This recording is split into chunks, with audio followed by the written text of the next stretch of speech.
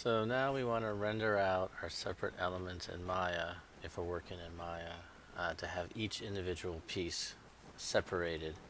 So we're in Maya, and basically let's say we want the main mesa to be cut out or not render, but still hold out its edge. You want to use something called the Use Background Shader. The Use Background Shader is very useful. It's really great for creating mats for your various pieces of geometry, and we'll go through it right now. So just select the geometry, right click to assign it. You can see it disappears right away, but when we're using the physical sun and sky, there's a couple things you need to do to it. Generally, I knock off reflectivity and reflection limits, so you won't get those showing up in your renders. And then, let's see, render resolution. Let's just do a quick render and you'll see what it looks like.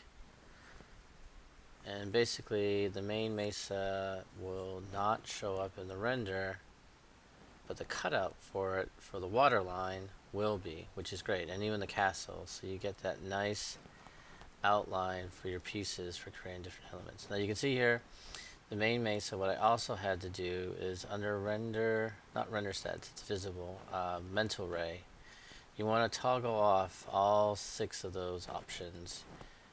Mostly see a regular piece that's showing up has them on. And you're just turning off those features, mostly because we're using the physical sun and sky in this setup, and it was quicker for me to just do that than to go and do a different setup. So basically you just want to look at your elements and see what's the most pragmatic way to set up renders. So now I'm going to select my water line and assign that use background, and we'll do another render, and you'll basically see that that water line cutout will not show up. Now the rest of the castle I don't need in this render. What I'm thinking of doing is doing the foreground and the midground mesa for a render, because basically I'm just trying to get alphas for these pieces cut out. So I'm just hiding those elements, selecting all that geometry, and then just hiding, selectively hiding those. I didn't go into this and group these elements as I built it, which you can do in your own file. So there we have it. So now we basically have foreground and the main mesa. They overlap slightly, but I figured in Photoshop I could paint that.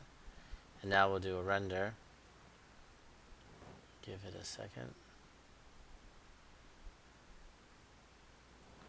And basically while that's rendering, you want to do this for every piece that you know you need to create clean alphas for.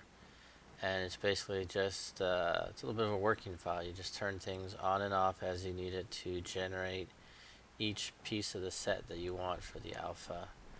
And then what we'll do is we'll go into Photoshop and we'll assemble that with our color render of our file that's the high res. And right now I'm just working at 2K just to get a sense of the look of this projection setup.